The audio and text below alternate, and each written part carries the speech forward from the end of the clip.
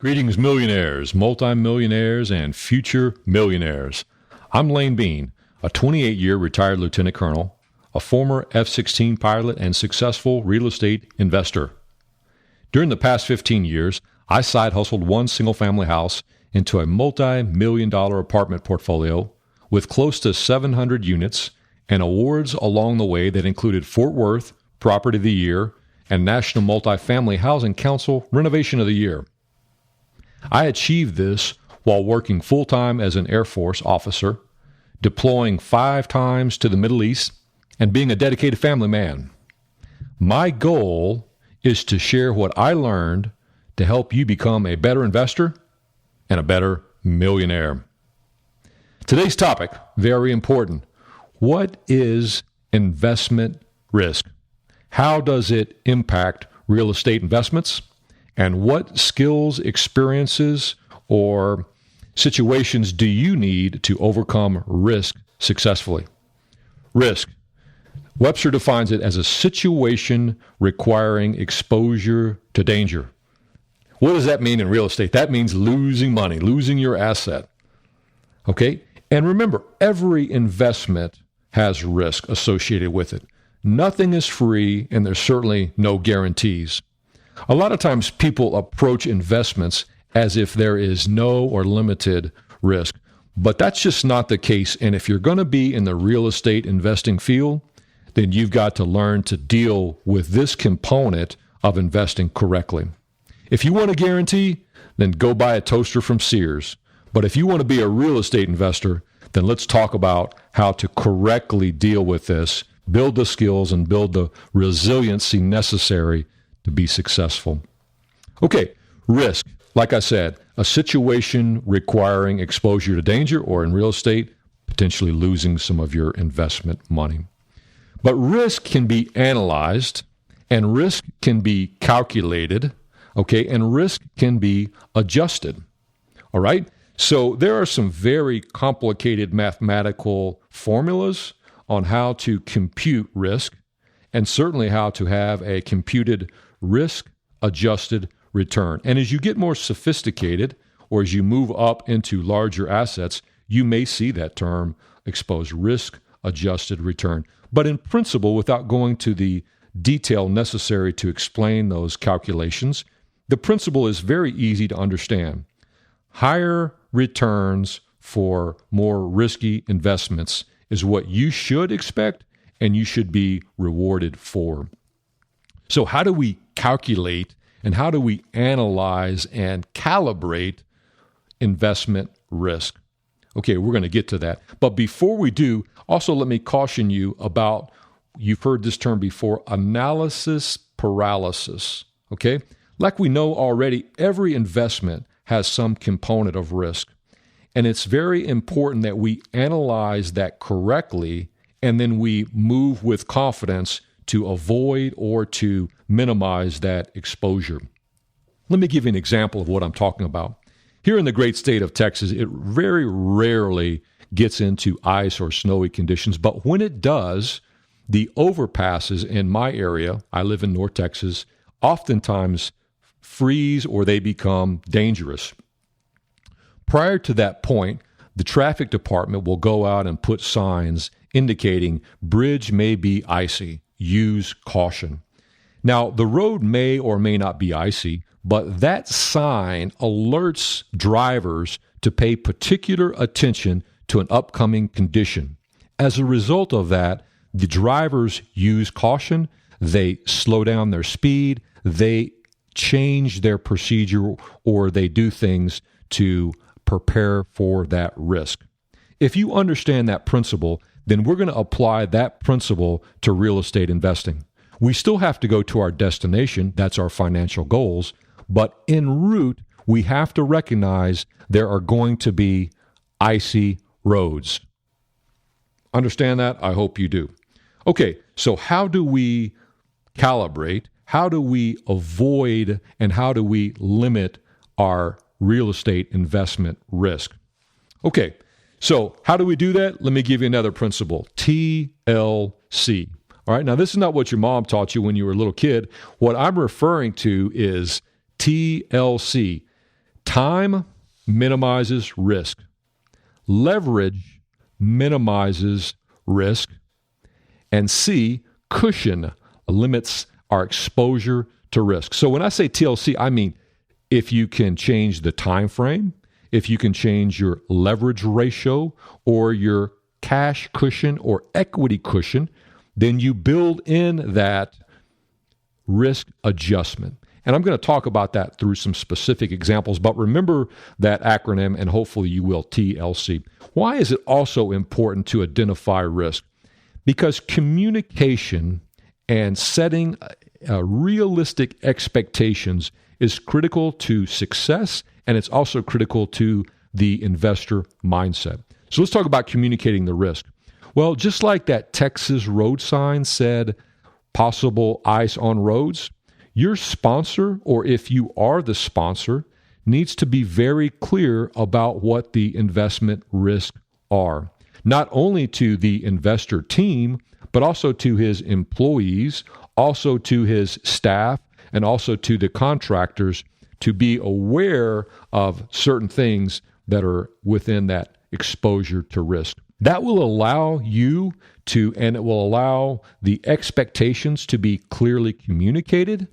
And then as you approach those risks, you will be able to make better decisions, okay? You will be able to follow the decision or the business and flow strategy, and then hopefully apply some of those mitigating factors, time, leverage, and cushion points to minimize or reduce your exposure to that. Okay, so that's kind of the overall principle of how we identify, analyze, and calibrate risk. Now let's talk about some specific common risks that you're going to come up against if you try to buy real estate, if you own real estate, or you try to become a passive investor. The first thing that I think about when I think about risk is the sponsor risk. Okay, who's putting this project together?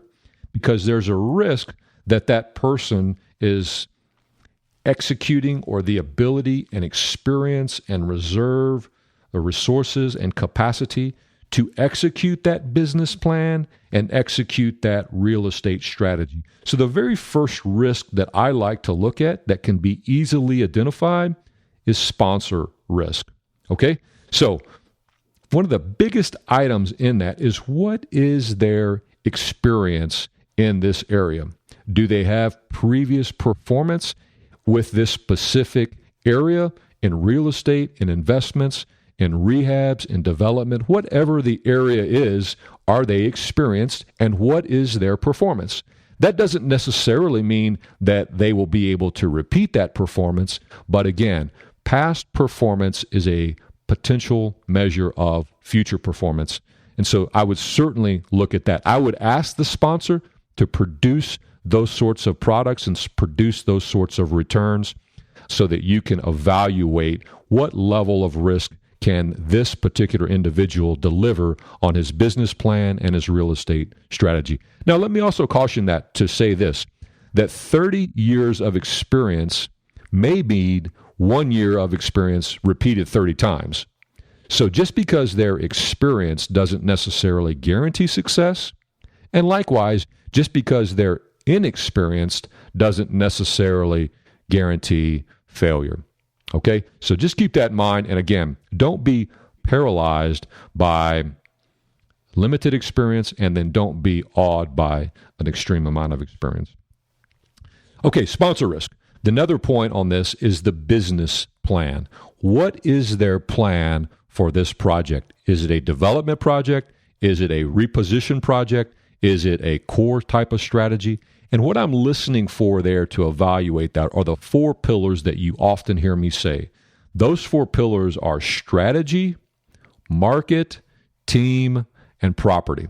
So when I mean strategy is kind of broken down into 4 categories. Those categories from the left to the right on a risk scale include these terms: opportunistic, value add, core plus, and core. So to begin with, core is kind of a brand new project, recently created or recently developed, within a several years old, high income, no deferred maintenance.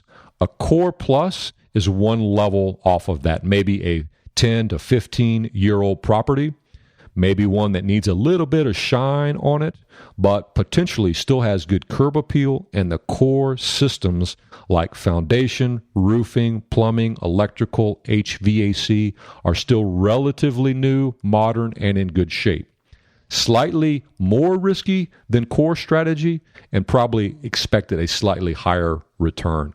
The next category, value add, and again, we're taking one level of age, complexity of the system, curb appeal, and this is going to be potentially some deferred maintenance items that need to come in and be repaired so that the property can be restored to maximum revenue. And then the last category, the most risky of all investments, is an opportunistic property or opportunistic asset. This is a project that probably doesn't have much curb appeal. Maybe the market is slightly suffering or depressed, and additional maintenance is required. So when you talk about strategy, it's very important to understand this investment and determine which category of strategies will the sponsor attempt to execute. The next is market. So again, understanding the market. Then the team, understanding the team that the surrounding the sponsor. Okay, how will that team interact? What has been their experience and performance results together? Okay, how long have they operated together? What is their performance? And then the last one, which we focus on most, is the property. What type of property is this? What is the age? What is the rent profile? What is the demographic of the tenant base? What is the due diligence? These sorts of things. So those four pillars make up the business plan.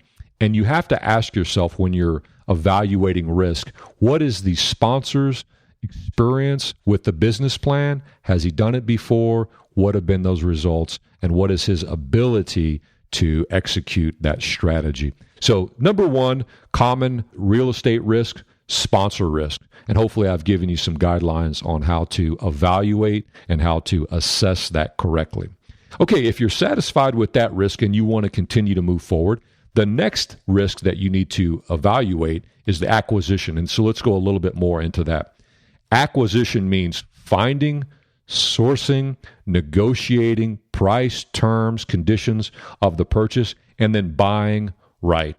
You've always heard that analogy that you make money when you buy a property instead of making money when you sell it. So it's very important that you can, to the best of your ability, assess the purchase and acquisition price. And obviously, the more favorable terms and price reduce your risk. TLC, time, okay, gives you better terms in the purchase of it. The leveraging it correctly with bank loan or however you're going to capitalize this project. And then the last one is cushion. And buying it at the right amount gives you that cushion of cash or cushion of equity that reduces your exposure to risk being loss of money. All right. The next portion of acquisition is due diligence. All right. So this means your property inspection. What is the physical condition of the property? What are the subsystems? What are they like? Are there any potential expected repairs necessary? Or are there any things that need to be redressed for you to maximize your revenue on this project and reduce your expenses? So make sure that you get and you review a proper and thorough inspection by a qualified team experienced in multifamily assets of this particular age, condition, and location. Due diligence, continuing with that point. Market study. You're going to buy a property, and it's going to be very difficult or impossible to move. If you buy one in Fort Worth, you're not going to move this to Dallas, and likewise. So the market study, where it's located, who lives there, what they're going to be, who's going to be employing them, is absolutely critical to your due diligence and understanding the risk. Okay? Realize this. I moved into my house. I lived just on the south part of Fort Worth almost 15 years ago. Today's market where I live versus where I moved to looks a lot different. And so most of the real estate investments that you buy are 1 years, probably minimum, all the way out to 10 years or possibly longer. Well, during that time frame, it's likely that the market may change significantly and impact your investment in a positive way, let's hope, or it could be a negative way. Well, that's somewhat hard to predict, and that sort of TLC, like I said, time, leverage, and cushion, are sometimes difficult to evaluate what the future will look like, but that's why market study and projections of job growth, projections of economic strength, projections of in-migrations, those sorts of statistics are a slow-moving train, and it takes a while for them to turn around, but that's why a thorough, third-party, qualified market study by a leading professional are so important to making that due diligence question so that you can analyze that risk accurately and then you can make a smart decision. And then the final portion of acquisition is the financial model. Obviously, we're buying real estate with the intent of achieving our financial goals. And so the financial model of this project is very important to you achieving your goal or not. And also, that financial model is critical to evaluating property A, investment A, or investment B if you have multiple choices on those. And all else being equal, if the returns are the same, 10% return project A, 10% return project B, but project A has a higher risk associated with it because of an inexperienced sponsor or because of a bad market, then obviously you want to get the highest return for the lowest risk model. All right, so financial model, last point on that is be conservative with your assumptions. That's part of the cash cushion of the TLC, and it's also part of the leverage. Be conservative on those decisions, or if you're a limited partner, ask the sponsor about the financial model and then ask him how he came up with that revenue number. Ask him about how he came up with the expense number or other financial ratios so that you can evaluate the level of confidence in those assumptions. Are they high risk or are they low risk? All right, so that concludes the due diligence portion. Now let's talk about specific purchasing negotiations and what properties to look for. And I put this underneath the buy criteria. All right. So when you're looking for a real estate investment, you have your own financial goals and requirements that you're trying to accomplish. We've talked about that extensively as part of the strategy. All right. So now we're looking at a defined buy criteria. I define those with some of the major mathematical ratios that I talked about last week. And those are internal rate of return, cash on cash return or yield, equity multiple, cash flow, or another term I'll put today is debt service ratio. What is my debt level to the amount of revenue that I'm going to get? So I've defined those categories and a minimum in each category that I need to see. Otherwise, if it's below one of those major milestones, then it doesn't meet my buy criteria, and therefore it's disqualified. So that helps me eliminate risk, and it helps me take the emotions out of a buying decision, which are sometimes common and can be overwhelming. The other thing that I do in the buy criteria as part of my financial model is I do a stress test. And what I mean by that is I take those key critical components like cash flow, like revenue, rents, like expenses, taxes, and other items, exit cap rate. And I take those and I stress them. In other words, if I'm expecting to get $1,000 rent on a 2-bedroom unit, then that's my financial model, and I would explain that to my investors. But in addition to that, I say, well, if I plan to get $1,000, let's stress test the revenue and let's put it down at $950. And what does that do to my model? Now let's take the expenses, and if I'm expecting a $12,000 per year tax, then I'm going to put it at $18,000, or I'm going to change some of those major expenses or major categories that I'm making assumptions off to stress my asset. The reason that I'm doing that is the TLC, so that I can get that leverage and I can stress that to tell, even if we do have 950 on rents, I can still meet my leverage or I can still meet the debt service. So I can project that or I can publish that to my investor group to let them know that we do have cushion in this area, either with expenses, revenue, or exit cap. So that's important to stress test it. And as a limited investor or as a sponsor, those steps are critical to calibrating the risk and then being able to avoid or minimize your exposure there. All right, so we've talked about buying correctly. We've talked about the acquisition process. Let's talk about responsible leverage. And what I mean by leverage, I'm just basically talking about the debt that you're going to use to purchase this project. Leverage is a fantastic thing, especially in real estate, because I can only put a limited amount of money down on the project, but I control the entire project and I get the benefits of full ownership. Leverage accelerates your return. But keep this in mind, too aggressive leverage, makes the property dangerous or makes the investment more risky. The term that most lenders use is debt service coverage ratio, DSCR, debt coverage ratio. Sometimes you can see it. But it's basically a percentage of debt relative to the project cost or the project value.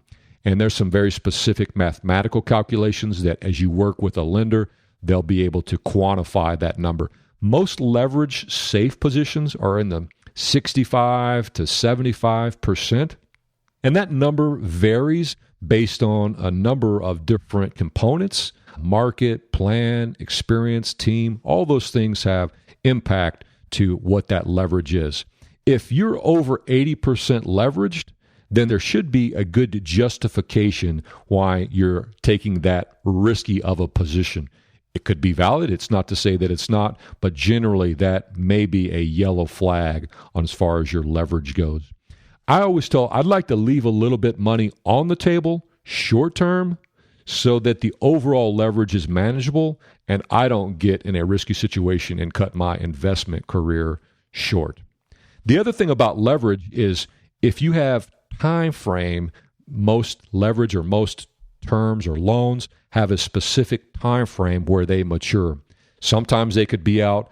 I have a particular project right now and it's through the HUD, Housing Urban Development 221D4 program, which is a multifamily. It is a 40-year term. So this is a fantastic time. And that time frame allows me, it reduces my risk because I don't have to refinance or pay that loan off for 40 years. So that's an example of how that time reduces my risk.